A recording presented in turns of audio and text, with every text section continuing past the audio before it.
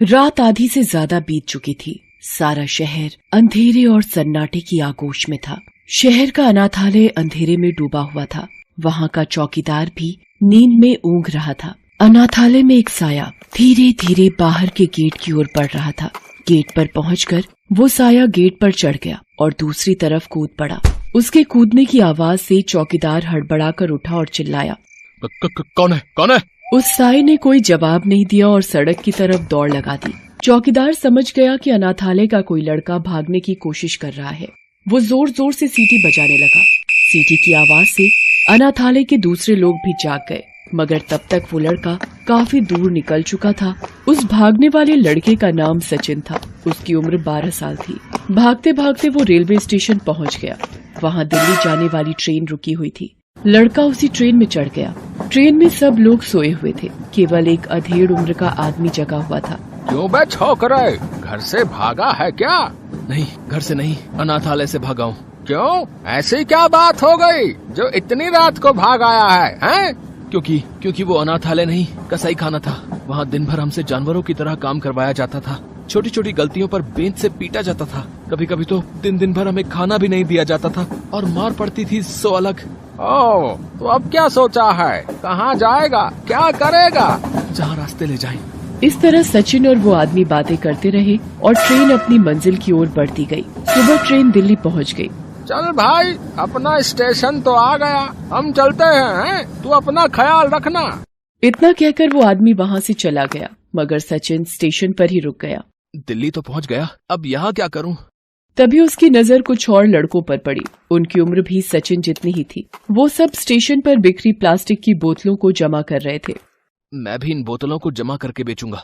उस दिन से सचिन स्टेशन पर ही रहने लगा। वो दिन भर खाली बोतलें जमा करता और शाम को उन्हें बेचकर वहीं स्टेशन पर ही सो जाता। एक रात स्टेशन लगभग खाली था। वहाँ इक्का दुक्का लोग ही थे। सचिन भी सोने की तैयारी कर रहा था। तभी उसे किसी बच्चे के रोने की आवाज सुनाई दी। सचिन उठा और इधर उधर देखने लगा। कुछ दूरी पर उसे एक 5 साल की लड़की बेंच पर बैठी रोती नजर आई। सचिन उठकर उसके पास गया।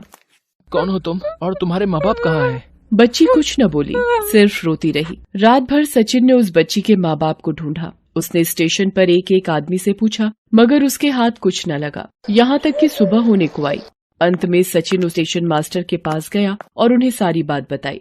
अरे ऐसे बच्चे यहाँ कई बार मिले हैं। इन्हीं के माँ बाप इन्हें यहाँ छोड़ जाते हैं। कमबख्त बच्चे तो पैदा कर लेते हैं मगर पाल नहीं सकते, तो यहाँ छोड़कर चले जाते हैं और हमारी मुसीबत बढ़ाते हैं। मैं पुलिस को फोन कर देता हूँ, वही आकर इस बच्ची को अनाथालय में भर्ती करवा देगी। अनाथालय का नाम सुनते ही सचिन भीतर तक कांप गया। उसे अपने अनाथालय के दिन याद आ गए।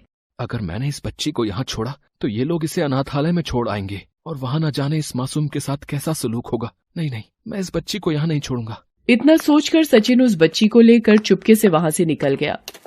सुबह के 10 बज गए थे। सचिन चला जा रहा था। तभी बच्ची ने कहा, भूख लगी है। सचिन ने अपनी जेब टटोली। कुल 20 ही रुपए थे। बच्ची को लिए वो एक कुलचे वाले के पास गया और उस बच्ची को 1 प्लेट कुलचा दिलवाया। बच्ची कुलचा खाते हुए सचिन से बोली, भैया तुम भी खाओ, तुमको भी भूख लगी होगी ना, लो मैं तुमको खिलाती हूँ। इतना कहकर बच्ची सचिन को खिलाने लगी। सचिन की आंखों में आंसू आ गए। इतने प्यार और अपनेपन से आज पहली बार किसी ने उसे बुलाया था। बच्ची के मुंह से अपने लिए भैया शब्द सुनकर उसके दिल को बहुत सुकून मिला था। अब चाहे जो हो जाए, आज से ये मेरी बहन है। इसकी खुशी के लिए मैं हर काम करूंगा। खुद को मेहनत की भट्टी में झोंक दूंगा, मगर अपनी बहन को कोई दुख नहीं आने दूंगा। खाने के बाद सचिन अपने और अपनी बहन के सर छुपाने की जगह ढूंढने लगा। जल्दी ही उसे एक झुग्गी मिल गई। मकान मालिक दयालु था। उसने अगले महीने पैसे लेने की बात मान ली। सचिन अपनी बहन के साथ वहाँ रहने लगा।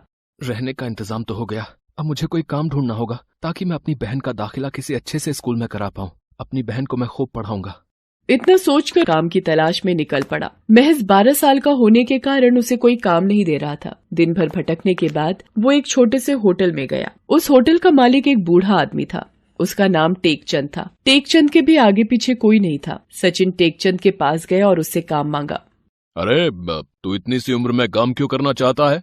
मैं अपनी बहन को पढ़ाना चाहता हूँ। क्यों, तू खुद नहीं पढ़ना चाहता? चाहता तो हूँ, मगर पढ़ाई लिखाई इस भेजे में घुसती नहीं है। कोई काम दे दो ना सेठ। सेठ को सचिन ईमानदार लगा। उसने उसे काम पर रख लिया। अब सचिन दिन भर काम करता और उसकी बहन सेठ के साथ खेलती थी। इस तरह महीना भर गुजर गया। जिस दिन सचिन को पहली पगार मिली वो बहुत खुश हुआ। सेठ जी, मुझे कल की छुट्टी चाहिए, मुझे अपनी बहन का एडमिशन करवाने जाना है। उसे छुट्टी मिल गई। अगले दिन सचिन अपनी बहन के साथ होटल आया। अरे इसे तो स्कूल में होना चाहिए, इसे यहाँ क्यों लाया है? इसका दाखिला नहीं हुआ सेठ जी। क्यों? हमारे माँ बाप नहीं है ना, बिना माँ या पिता के साइन के इसका दाखिला नहीं हुआ। अरे एक साइन नहीं हुआ तो क्या इसकी पढ़ाई रुक जाएगी? चल मैं चलता हूँ स्कूल, मैं बनूंगा तुम्हारा गार्जियन, देखते हैं दाखिला कैसे नहीं मिलता। फिर से टेकचंद ने उनका गार्जियन बनकर सचिन की बहन का दाखिला करवाया। फॉर्म में सचिन ने अपनी बहन का नाम स्वाति लिखवाया। ये नाम सचिन ने ही उसे दिया था।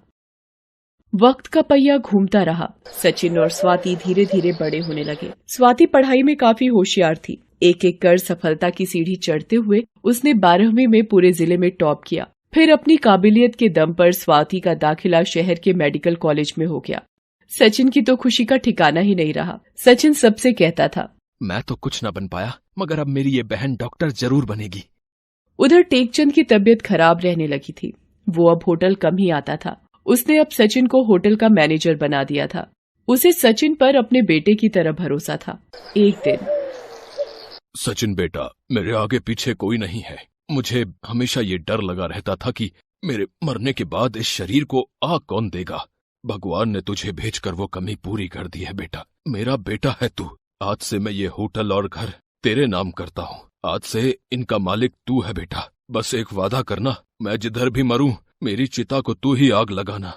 सचिन की आंख भर आई और गला भर्रा गया। वो कुछ बोल नहीं सका। तकदीर भी कितनी अजीब होती है, जब नहीं था तो कोई नहीं था, अब मिले तो बहन और पिता दोनों मिल गए। इस घटना के कुछ दिनों के बाद टेकचंद का देहांत हो गया। टेकचंद का अंतिम संस्कार करने के बाद सचिन ने होटल का धंधा संभाला। उसने देखा कि छोटा होटल होने के कारण यहाँ ज्यादा लोग नहीं आते, इसलिए उसने बैंक से लोन लेकर पहले होटल को सजाया संवारा। उसने होटल की काया ही पलट दी। अब वो कोई छोटा मोटा होटल नहीं रहा, बल्कि शहर का जाना माना रेस्तरां बन गया। इसके बाद तो सचिन सफलता की सीढ़ियां चढ़ता गया और फिर कुछ ही सालों में उसने टेकचंद होटल एंड रेस्टोरेंट्स के नाम से शहर और आसपास कई सारे होटल्स की चेन खड़ी कर शहर का जाना माना रईस बन गया। किसने सोचा था कि अनाथालय से भागने वाला वो 2 हाथ का छोकरा सारे शहर पर राज करेगा।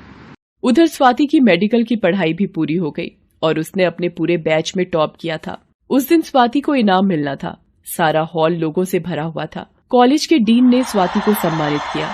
आज मुझे मिले इस इनाम की हकदार सिर्फ मैं नहीं, बल्कि मेरे भैया सचिन भी हैं। अगर उस दिन भैया मुझे स्टेशन से नहीं उठाते तो ना जाने आज मैं कहाँ होती। फिर स्वाति लोगों को अपनी सारी कहानी सुनाती है और अंत में कहती है, अगर भैया चाहते तो मुझे वहीं अनाथालय जाने के लिए छोड़ सकते थे, मगर नहीं, उन्होंने मेरा हाथ थामे रखा। सारी जिंदगी तकलीफों का सामना करते रहे, मगर मुझे किसी चीज की कमी महसूस नहीं होने दी। भगवान हर जगह नहीं जा सकते, इसलिए उन्होंने मेरे सचिन भैया जैसे फरिश्तों को बनाया जो उनकी कमी को पूरा कर सके। बस इसके आगे मुझे और कुछ नहीं कहना है। सारा हॉल तालियों की गड़गड़ाहट से गूंज उठा।